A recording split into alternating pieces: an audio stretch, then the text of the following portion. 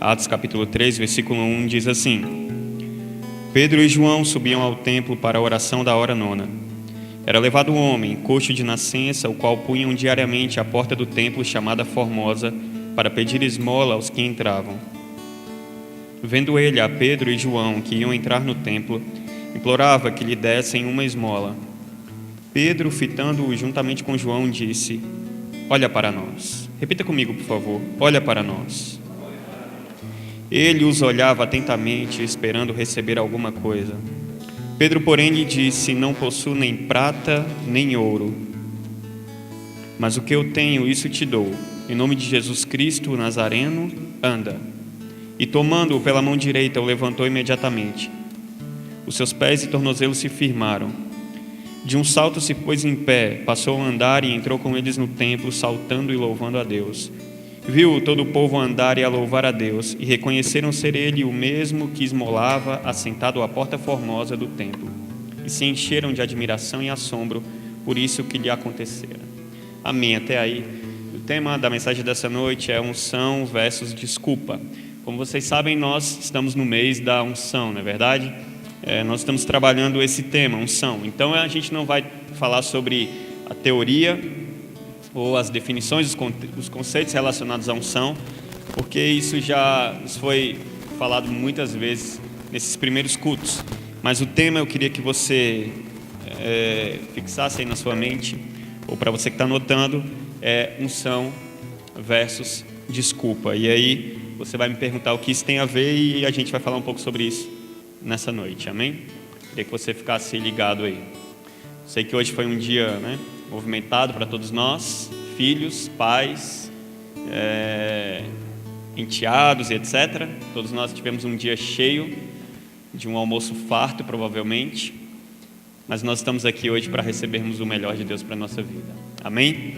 Bom, unção versus desculpa, e por que eu estou falando sobre isso? Porque nós estamos na realidade, ou na sociedade da desculpa, não é verdade? As pessoas, elas estão acostumadas a encontrar desculpa para tudo. Nós temos desculpa para tudo. As pessoas têm desculpa no trabalho, na faculdade, na escola. As crianças, elas já crescem com desculpa. Quem tem filho pequeno aqui sabe que os nossos filhos arrumam desculpas. Quando bagunça o quarto, a gente fala: vai arrumar o quarto. Ah, papai, mas é que eu estou cansado, mas é que eu tal. Eu me lembro quando eu era criança, nós tínhamos a desculpa da dor de barriga. Então eu e a minha irmã, nós somos mais ou menos da mesma idade, e a gente fazia uma bagunça danada. A gente tinha uma caixa de brinquedo, que era uma caixa de papelão mesmo. Quando a gente queria brincar, minha mãe deixava a gente derramar a caixa. Aí nós íamos lá e derramávamos toda a caixa de brinquedo, e a gente espalhava tudo e brincava. E aí quando terminava, minha mãe falava: tá saindo som esse? Tá me ouvindo bem? Parece que para mim tá baixo. E aí quando terminava, minha mãe falava: vocês agora vão guardar os brinquedos. E a gente falava: não, mamãe, a gente está com dor de barriga. A gente está com muita dor de barriga. A gente deitava na cama e ficava fazendo aquela cara de dor de barriga. E minha mãe tinha um problema, porque aí ela deixava. Ela sabia que não era verdade e deixava que a gente não guardasse os brinquedos. Aí vinha, coitada da minha mãe, guardava todo o brinquedo. E as crianças são assim, elas têm desculpas. E aí quando vão crescendo, chegam nessa fase da pré-adolescência, fica um pouco pior, ou bem pior. Os pré-adolescentes estão cheios de desculpas para não fazer nada. E aí chega a adolescência, é 10 mil vezes pior. Lá vai eu falar mal dos adolescentes de novo. Os adolescentes são cheios de desculpas. Tem muitas desculpas. Eles têm desculpas para não estudar, para não trabalhar, para não fazer nada. Eu me lembro um dia que um garoto foi tocar com a gente, um jovem, e ele tocava teclado. E aí, não sei se eu já contei isso, mas a gente terminou de tocar e eu ia pregar. E eu sempre gosto que tenha uma música no fundo. E aí a gente não tinha tecladista na igreja. Hoje o nosso tecladista não pôde vir, mas nós não tínhamos tecladista na igreja. E eu queria aproveitar a oportunidade de um bom tecladista. E eu falei pra ele: cara, você, quando a gente terminar, você pode... Aliás, tinha acabado, eu fui lá no ouvido dele e falei: cara, tem como você ficar aí com capa no fundo aí, porque eu vou pregar, eu acho tão legal. Ai, pastor, sabe o que é? Porque quando eu toco assim, eu fico ficando cansado, que as minhas costas doem, e aí eu não consigo ficar tocando muito tempo. Falei: não, mas se você quiser, eu posso... Não precisa não, pode deixar sem, vai que você morre aí, né? Tocando 40 minutos, vai cair a desculpa sobre mim. Aí eu faço de 20 e poucos anos, aí que eu fico todo dolorido porque eu tô tocando 40 minutos. E aí quando chega na fase adulta, muitos perdem, mas muitos continuam com a desculpa. Se estiver dentro da igreja, então, aí que continua mesmo. Nós temos uma realidade dentro da igreja que é a igreja da desculpa. Nós vemos o evangelho da desculpa, nós vemos a desculpa. Imagine todas as vezes que você deu uma desculpa para o seu líder, sei lá, para o seu pastor, a respeito de alguma coisa que era para você fazer e você não fez. Imagine aí você, quantas desculpas você já deu, quantas desculpas eu já dei. Fico pensando, já dei muitas. Agora imagine o pastor da igreja recebendo todas essas desculpas de uma vez só. Imagine uma igreja com 60 membros, todo dia ele recebendo ali 5, 10, 15, 20 desculpas. Imagine uma igreja com 300 membros. Imagine uma igreja com 1000 membros. Ele recebendo 300, 400 desculpas. Hoje foi um belo dia para desculpa, né? Hoje é um dia assim ideal para desculpa, porque hoje nós temos uma desculpa já estabelecida, que é a desculpa do Dia dos Pais. Então a gente já fala de cara, pastor, eu não posso ir porque eu vou estar com meu pai, ou porque eu vou estar com meu filho, mas sabe o que é? Porque eu vou ter que visitar o meu pai, eu vou ter que visitar o meu filho, etc. Hoje é o dia ideal para desculpa. Aí existem algumas pessoas que de fato não podem participar, porque elas realmente precisam sair, elas precisam se deslocar, elas estão recebendo de repente o pai que veio de outro estado, outra cidade, e de fato não podem participar. Mas tem uns que já tem aquela desculpa pré-estabelecida. Eu acho que já guarda ali, opa, tem aqui o dia, já tem algumas, né? O Dia dos Pais, o Dia das Mães, o Dia dos avós, o Natal, o Ano Novo e o aniversário de casamento. Então você aí já juntou uma desculpa por mês, pelo menos. E nós vivemos esse costume na desculpa. Lá no seu trabalho, provavelmente tem aquela pessoa que tem uma desculpa sempre. Eu tinha um colega de trabalho que ele nunca ia trabalhar na segunda-feira. Nunca ia trabalhar na segunda-feira. Impressionante. Quantas coisas aconteciam com ele na segunda-feira? Era algo fantástico. Quantas coisas surgiam na segunda-feira? Era uma coisa impressionante.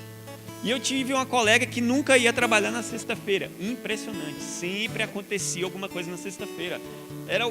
Era fantástico, eu diria.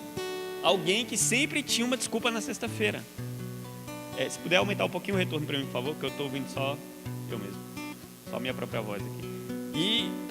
E ela sempre tinha uma desculpa na sexta-feira. E um dia, assim, para mim foi fantástico. Ela disse que não ia trabalhar porque ela estava com um calo no pé. E o calo estava doendo muito, então não dava para trabalhar com calo no pé. Então ela não foi na sexta-feira por conta do calo no pé. Morre, né? Pede para morrer, porque é uma pessoa que não pode trabalhar por conta de um calo no pé, não é possível. Pode acontecer. As pessoas se acostumaram com as desculpas. Mas o tema é esse, unção versus desculpa. Por quê? Porque nós nos acostumamos com a desculpa e abrimos mão da unção. No Antigo Testamento, a unção ela era bem específica, né? Para alguns específicos, era para os sacerdotes, para os reis. Os reis eram ungidos. Um exemplo clássico é quando o profeta Samuel vai ungir Saul, e ele unge Saul como rei por insistência do povo. E tem gente que diz que não, porque o reinado de Saul foi estabelecido por conta da... Não foi estabelecido por conta da vontade de Deus, foi estabelecido por conta da vontade do povo. E a insistência do povo era tanta que Deus falou, eu queria governar sobre vocês, mas vocês ficam inventando tanta desculpa que vocês querem um rei a reinar sobre vocês, vocês querem ser como as outras nações, eu gostaria que vocês fossem diferentes, mas vocês inventaram tantas desculpas, então eu vou ungir alguém para ser o rei. E Samuel vem e unge Saul. Como nós sabemos, Saul desobedece a Deus e Deus resolve ungir Davi. Davi é o próximo rei. Uma primeira lição importante sobre a unção é que Deus não unge aqueles que estão só preparados. Deus não unge aqueles que estão já prontos.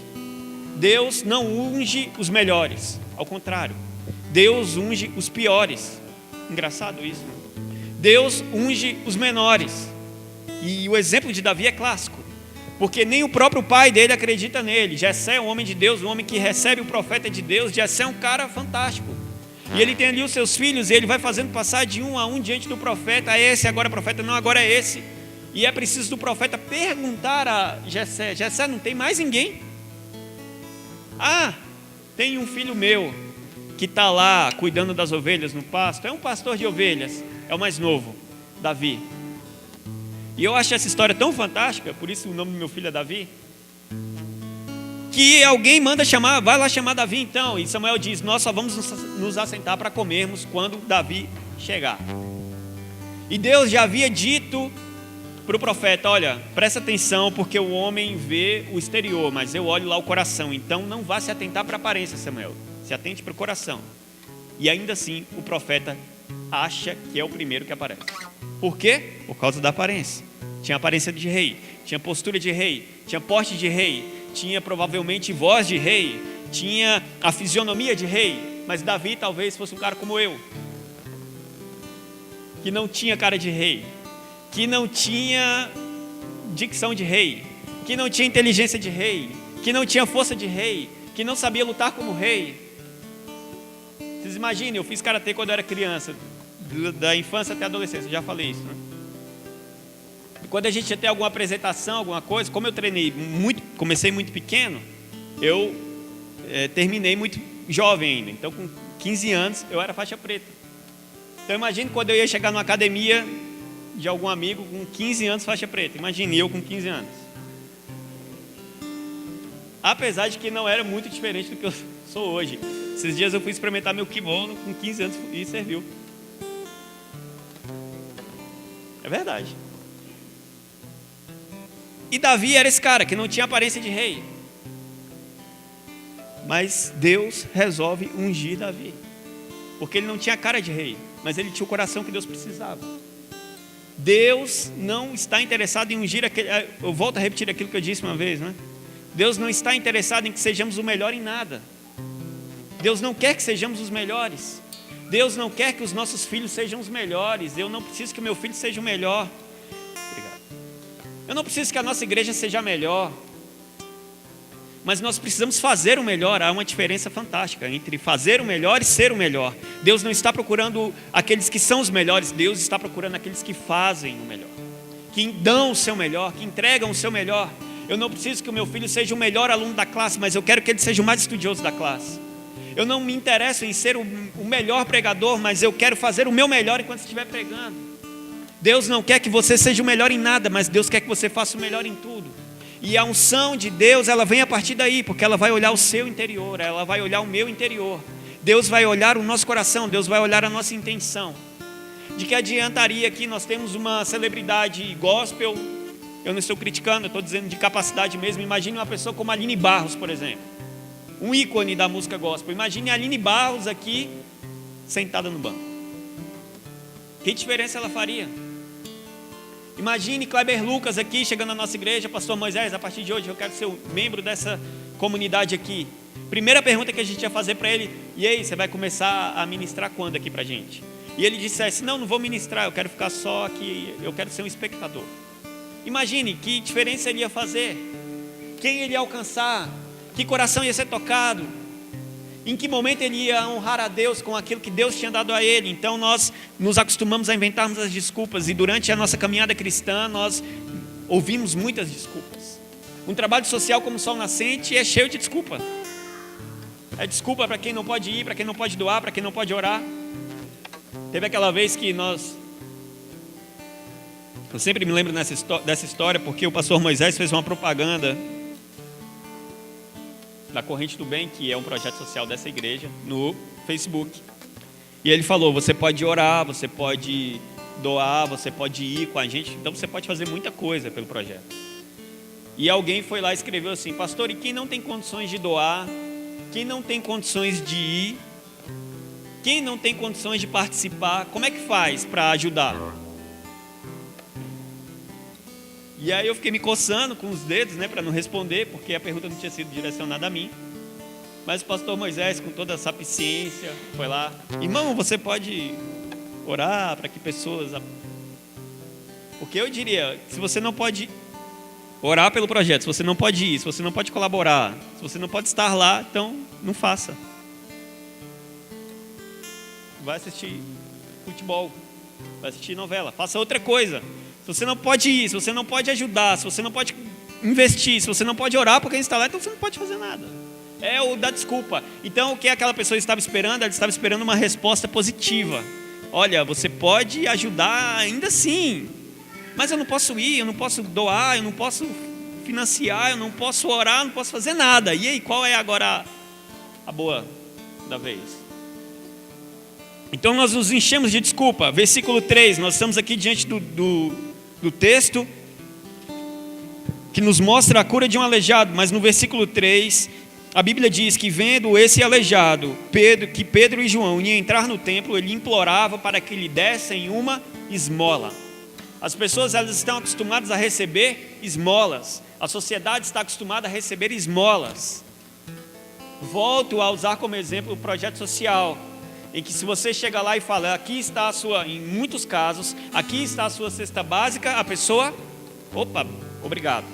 Agora fala o seguinte, olha, você tem essa cesta básica aqui, mas a gente só colabora com a cesta básica para aquelas pessoas que participarem do projetinho X.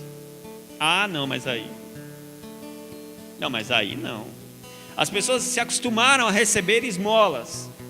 Muitos governos são criticados por conta da esmola. Agora a gente tem um candidato aí que diz que vai acabar com os nossos problemas, né? Vai tirar o nosso nome do SPC.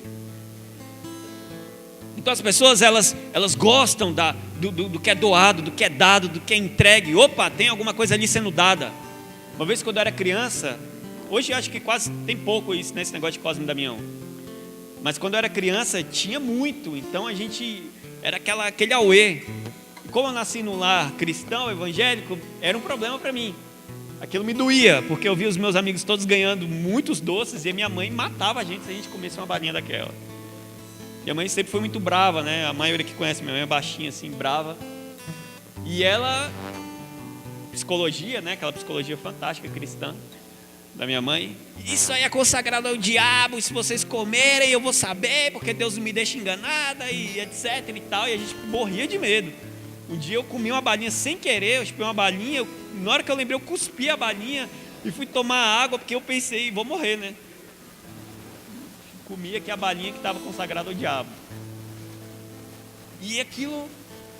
E aí eu me lembro que uma vez eu juntei com os amigos meus, e a gente devia ter uns 13 anos, 12. Aí eu falei, é o seguinte, minha mãe, a gente morava numa casa que eram 2 andares, o quarto da minha mãe era em cima. E minha mãe estava dormindo. Eu falei, minha mãe está dormindo, a gente vai fazer o seguinte, vamos fingir que aqui em casa vai distribuir Cosme e Damião. Aí vocês vão espalhando aí que vai distribuir Cosme e Damião.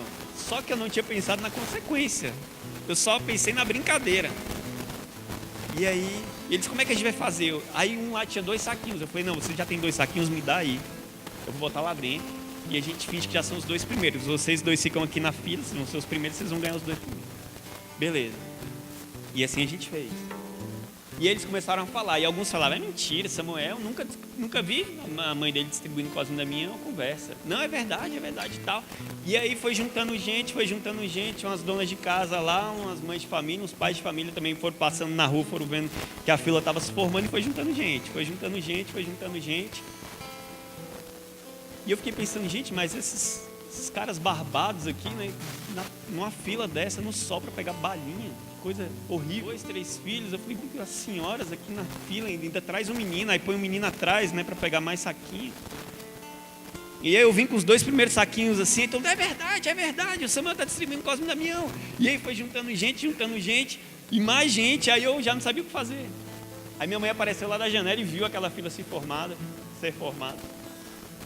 Gente, é mentira, o Samuel não está distribuindo Cosme e Damião nenhuma, nós somos evangélicos e a gente aqui não distribui Cosme e Damião para ninguém, e o pessoal queria me matar e eu tive que ficar um bom tempo dentro de casa. As pessoas se acostumaram a ganhar as coisas, elas querem ganhar as coisas o tempo todo. Versículo 3, o homem estava esperando que Pedro e João lhe dessem alguma esmola. As pessoas se acostumaram, elas se escondem. Ali nós tínhamos a prova para João e Pedro. Aqueles homens que estavam cheios de Deus, eles estavam ali diante de uma prova. Porque sobre a vida deles tinha algo, tinha o quê? Tinha a unção de Deus. Pedro e João estavam ali diante de um homem que estava esperando esmolas. Eles poderiam fazer o quê? Eles poderiam se esconder. Eles poderiam dar a esmola, porque eles estavam sendo desafiados. As pessoas estavam observando, obviamente.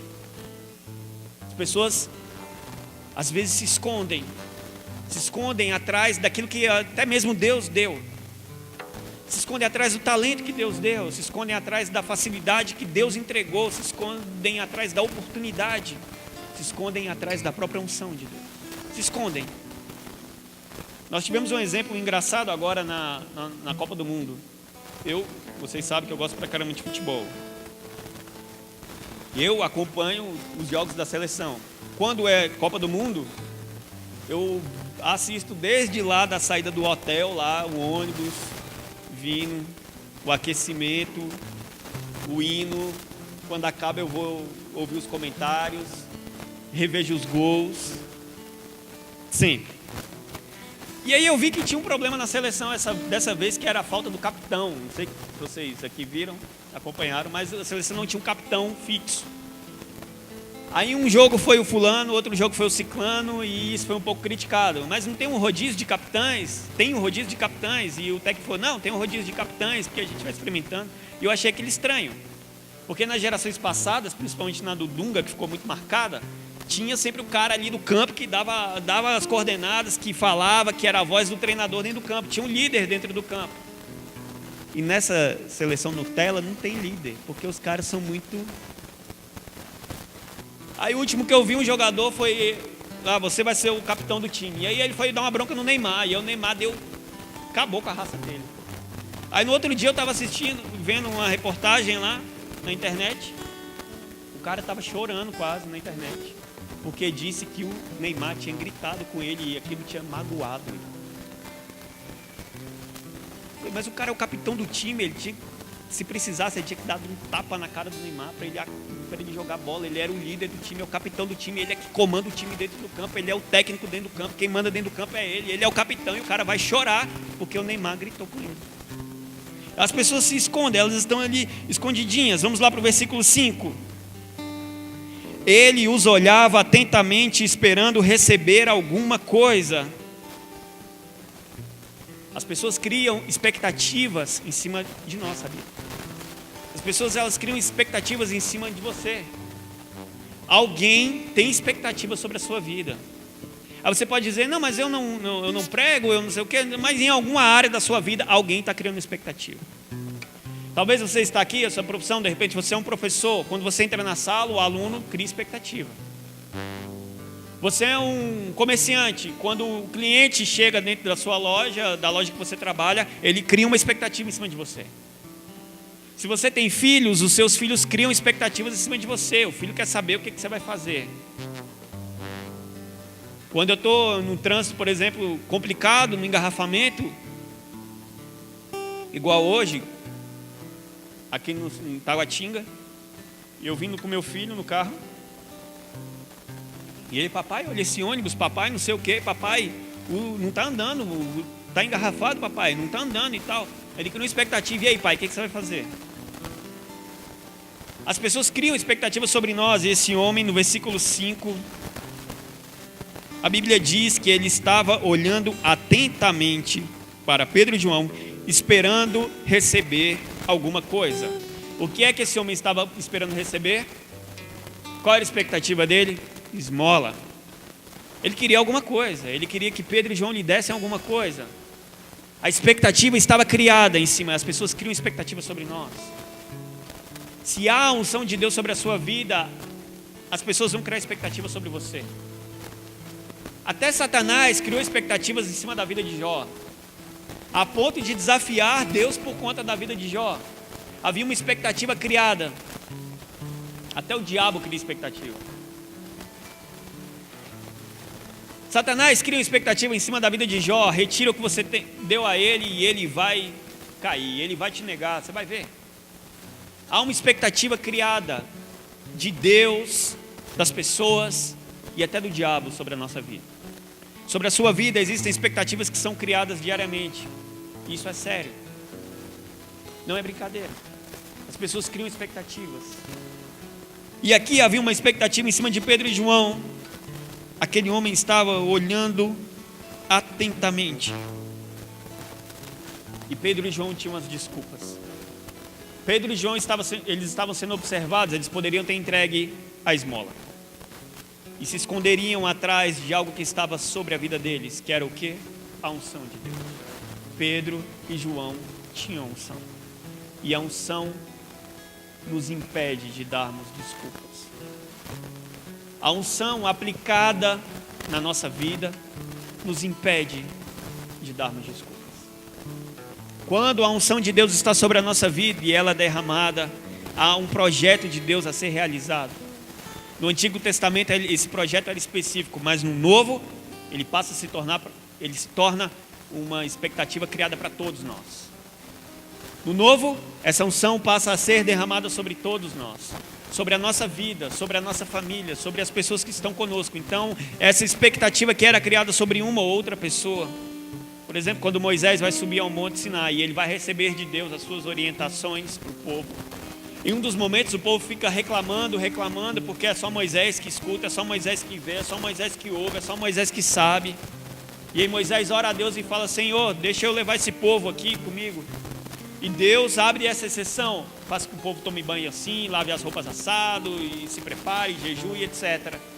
E quando chega no momento ali de todo mundo subir e receber a unção de Deus, aquela era a hora, o que as pessoas fazem? Não, Moisés, nós estamos com medo, suba só você mesmo, a gente está com medo, a gente vai morrer. E assim é a nossa caminhada cristã. Às vezes nós estamos ali, correndo, estamos chegando, estamos nos aproximando da unção de Deus, estamos nos aproximando de um final feliz com Deus, nós estamos nos aproximando da bênção de Deus, nós estamos nos aproximando da unção de Deus, mas quando nós estamos chegando lá, não, Deus, não dá para mim não, não dá para eu chegar lá não, não dá para eu receber lá não, porque eu estou com medo, manda o outro, já não é mais para mim, já não dá mais. Eu comparo a nossa subida como uma escada rolante, ao contrário. Quando a gente é criança, a gente gosta de fazer isso, né? Subir a escada rolante que está descendo.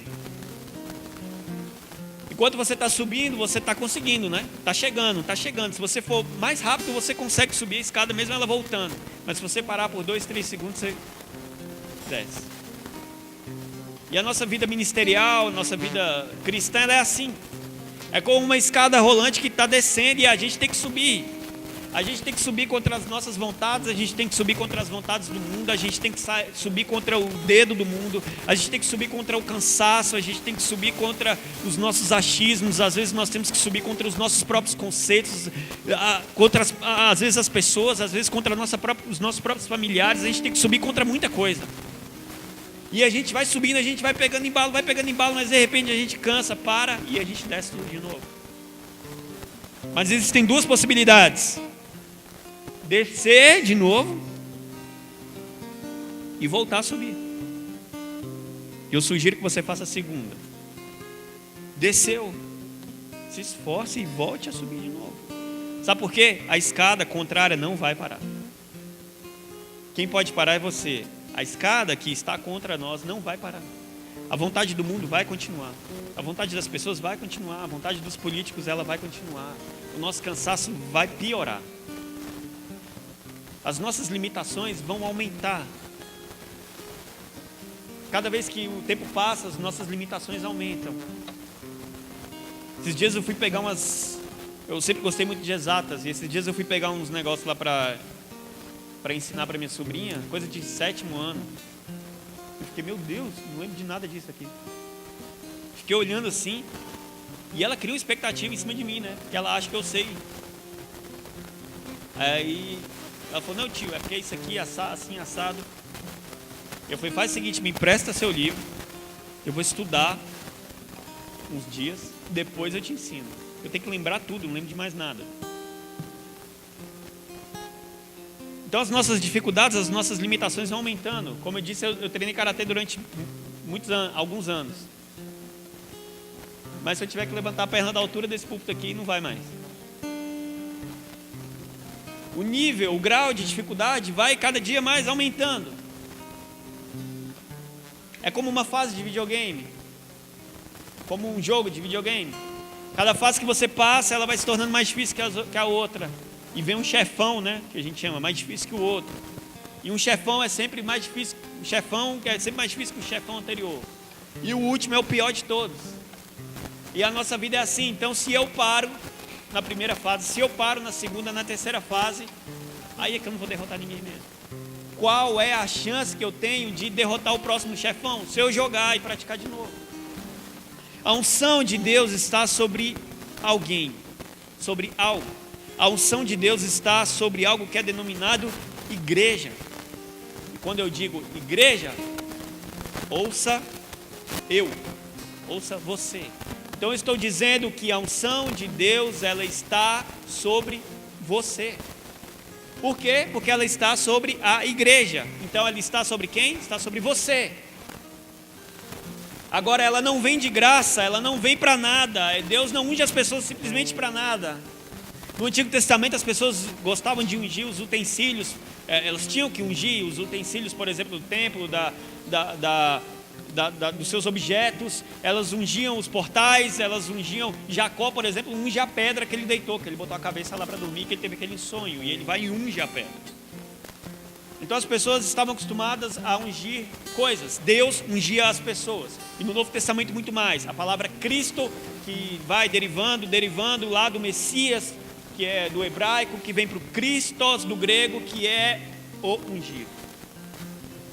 Cristo, o ungido. Versículo 5. E ele os olhava atentamente, e Pedro no versículo 6 diz: não possuo nem prata nem ouro, mas o que tenho, isso te dou. Pedro não tinha prata, João não tinha ouro, eles sequer tinham reconhecimento das pessoas. A Bíblia diz que quando Pedro discursa, e é logo depois dessa cura aqui, e quase 3.000 pessoas se convertem, as pessoas se maravilhavam porque sabiam que Pedro e João eram iletrados, eram pessoas de pouco estudo. E Pedro vai e diz para aquele aleijado o seguinte: eu não tenho prata, eu não tenho ouro, mas o que eu tenho te dou. O que é que Pedro tem?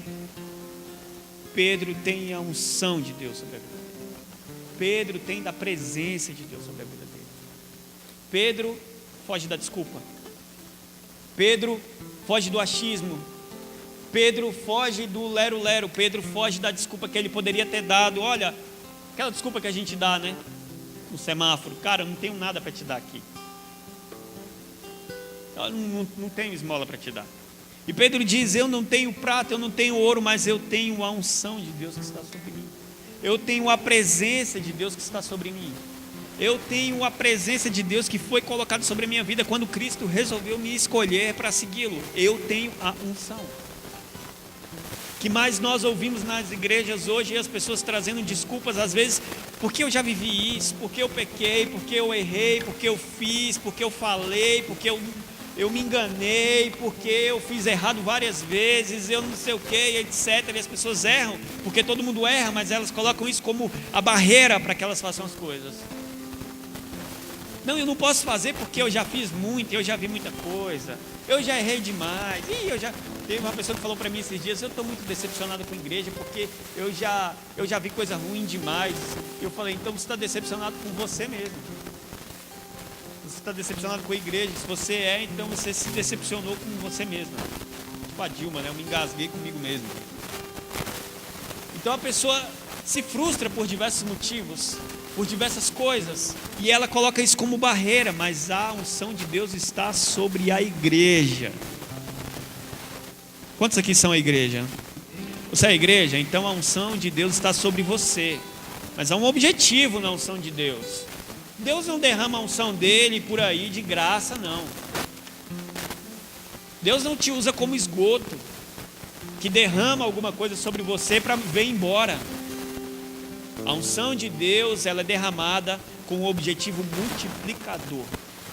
Por isso que o pastor Moisés diz: se você é Deus na igreja, não é porque você, na terra, não é porque você é o bom, não é porque nós somos os bons, não é porque eu sou Deus, né? É porque nós somos a ferramenta de Deus. Então Deus vai usar quem? Deus vai usar o ventilador para falar com alguém? Não, Deus vai usar você. Deus vai usar o púlpito? Não, Deus vai usar você. Deus vai usar a árvore para falar a vida de alguém? Não sei que a árvore caia em cima de alguém. Não, Deus vai usar você. Consegue compreender isso? Trazer isso para sua mente. Deus vai contar comigo. Há uma unção de Deus que está sobre a minha vida. Há uma unção de Deus que está sobre mim. E às vezes eu coloco as barreiras, eu coloco os impedimentos. Já pensou nisso? Já pensou que às vezes o impedimento é a sua própria vontade? Já pensou que o impedimento é o seu próprio querer ou não querer? Já pensou que às vezes a barreira que é criada entre você e o objetivo final de Deus é você mesmo? Que às vezes não é nem o diabo, até o diabo a gente não tem culpa nessa. E a gente coloca essa barreira entre nós e Deus, entre nós e a vontade de Deus. Às vezes a unção de Deus já foi derramada, mas nós colocamos alguma coisa como impedimento. Deus, eu não posso fazer porque tem essa barreira aqui que não me deixa fazer. Já pensou nisso? Isaías capítulo 61, o profeta é usado por Deus e ali ele está representando o próprio Cristo, que diz: e o Espírito do Senhor está sobre mim, ele me ungiu, diz o Senhor, para pregar libertação aos cativos, para quebrar as cadeias, para curar os enfermos. A unção de Deus que é derramada sobre Cristo é para fazer isso. A unção de Deus que é derramada sobre a igreja é para alcançar pessoas, é para curar, é para sarar, é para tratar, é para libertar, é para salvar, é para transformar, é para moldar o caráter. É para isso que ela serve. Ela serve para transformar a nossa vida diariamente. Ela nos serve para nos tornar melhores que fomos ontem. Uma pergunta que sempre fica na minha cabeça foi uma ministração que eu ouvi do pastor Lucinho na igreja, que ele perguntou assim para nós: você hoje é a sua melhor versão ou você já foi melhor? E aquilo me atingiu em cheio como uma bala de fuzil no peito, porque eu percebi, naquele dia eu falei: Senhor, eu não sou a minha melhor versão, eu já fui muito melhor que isso.